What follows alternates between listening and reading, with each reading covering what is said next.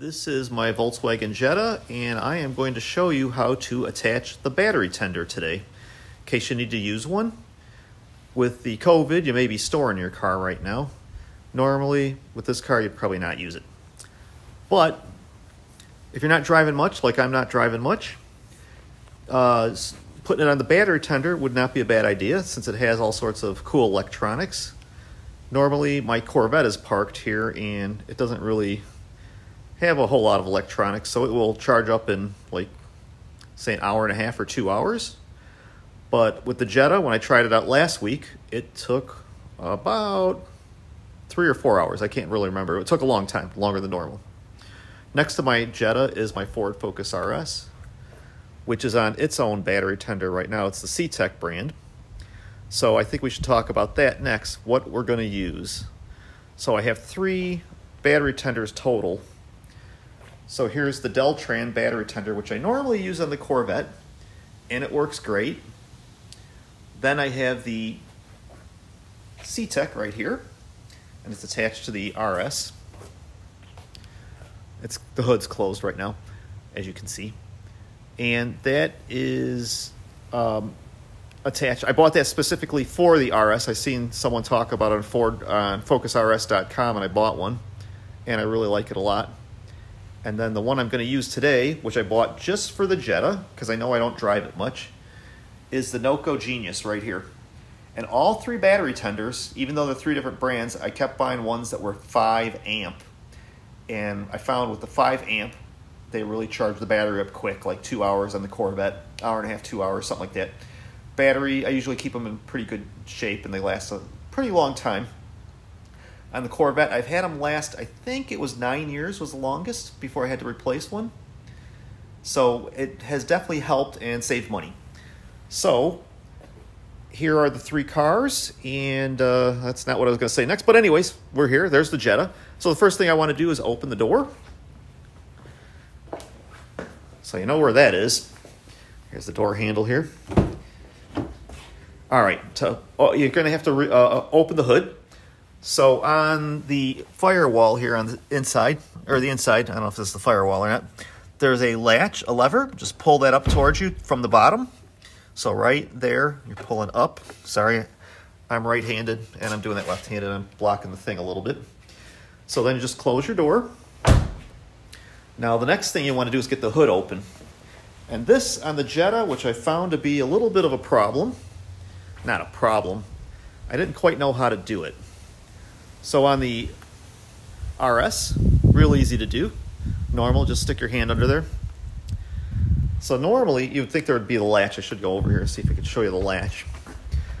On the Jetta, there's a latch here, and you just push it. I don't know where it is now, but you push it to the right. Oh, here it is right here. You just push it to the right or left. I can't remember. But on the Jetta, I found out the hard way. There's a latch that you lift up on right here. So when you go to lift it, instead of pushing it right or left, which I found to be the case on most cars, you want to lift that one up. And if I could find it, there it is. It's right there. So you're going to lift up. So it's got a pivot on the left-hand side, so you're going to lift it up on the right side. And probably should throw this on the tripod. There we go.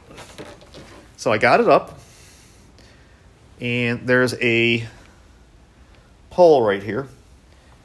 I'm going to put the camera down for a second so I can show you. Once I get it done, I'll show you. Okay, I've got the hood lifted. So it just comes up out of this little holder here and here. So I want you to be really careful. Make sure you put it on the right way. See, we had a wide shot. But if this were to go down while you're working on it, it would really hurt. So let me give you a wide shot here. So see how it looks there with the hood latch, the prop is really what it's called. So the next thing is to attach the battery tender. Okay, here's the NOCO GENIUS. It's on the ground. I put the cables up just so I could, for demonstration purposes. So red is positive. Black is negative. There's the black alligator clip there. Sorry about that. So I don't have the camera on the tripod. I'm going to see if I could do this without it. So what we want to do is attach the positive to the positive on the battery first. Now, if you want to know where to attach it, I'm going to try to show you. But you can look in the owner's manual also. So just attach it to the positive here. Okay, there we go. I've got to attach. I don't know if I like that. Oh, you know what? I'm going to attach it. That's how I did it last time. Couldn't remember. I only did it one other time. There's a bolt right here. Just attach that, and that should be it plenty. So the next thing you want to attach is the negative. So when you're looking in your owner's manual, it shows you how to jump start the car on page 228 and 229. What they want you to do is attach the negative, or the black alligator clip, to a ground, or the negative on the battery. So on the owner's manual, they show you this bolt right here on the back of the car. So that's where I'm going to attach it. So I can't hold the camera, battery, and tender at the same time, so I'm going to try to do as best I can here. I'm getting in the way here. All right, I can barely see.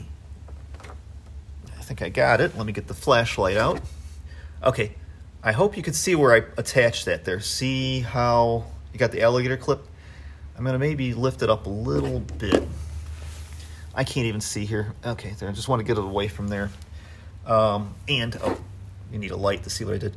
So you could really attach it to the negative clamp on the battery, but they really want you to attach it there on the bolt on the back of the car. That's the ground there also. So you're looking for something solid. So what I'm going to do next is plug in the NOCO GENIUS into the power. So it's on the ground here. I'm not using a tripod, but I have an extension cord back there, and I will plug it into that. They really don't want you to use an extension cord in the owner's manual for any of these, except the NOCO, I think it was. They don't want you using an extension cord, but the NOCO GENIUS didn't say that. So it's the NOCO GENIUS 5, and it's 5 amp. But you could use any one of these. Any one of these would be perfectly fine. So we'll see if it takes like 3-4 hours to charge, or 2 hours this time. Let me stop down, and I'll attach that. Okay, I successfully closed the hood. You can see the NOCO GENIUS is attached here, and while I was closing the hood, it got up to 50%. It'll be really quick. It's only been probably about 2 minutes or less, so this will charge up really quick. So when I see you again tomorrow, this should be fully charged, and I'll show you how to remove everything. So you've seen how to attach it. Now we're going to see how to remove it. So stay tuned. Don't change the channel, and I'll be back. It's the very next day, and the first thing I want to do is unplug the battery tender, which is the NOCO GENIUS 5 in this case, from the power. So then after I do that, I'm going to lift the hood and start disconnecting everything. I have unplugged the battery tender, as you can see. And the next thing we want to do is remove the alligator clips from the car. So as let me tilt down a little bit for you here. So here's the battery, as you can see. So we're going to do this in reverse order of the way that we connected it. So what we want to do next is remove the ground, which is all the way back here. There, we've got that removed. I'm going to put that over here for now. Normally I would do it differently if I was not doing the holding the camera. Okay, then we'll remove the positive from the battery right there. It was on that bolt. Perfect. Everything worked good. Then after that, I will lower the hood. The hood is lowered. Now the moment of truth. See if this starts, and there is no warning lights on the car. I'm in the car now, and I'm going to see if everything works. Let me put my foot on the brake pedal, press the start button, and you can see I have 3,315 miles on the car. It's a new car. There we go. It starts right up. Seat belt on. Parking brakes on. I'll turn the parking brake off. Not sure how to turn it off. I'll figure that out later. Okay, everything worked. But what I forgot to mention earlier, and I'm mentioning it now, is that it only took 2 hours to recharge the battery to get it to fully charged with the NOCO GENIUS 5. With the Deltran, for whatever reason, and they're both 5 amp, it took about 4 hours, 3-4 hours. It might have been longer, I can't remember now. So I'm not sure why, But I drove the car after shot this video, and everything worked fine.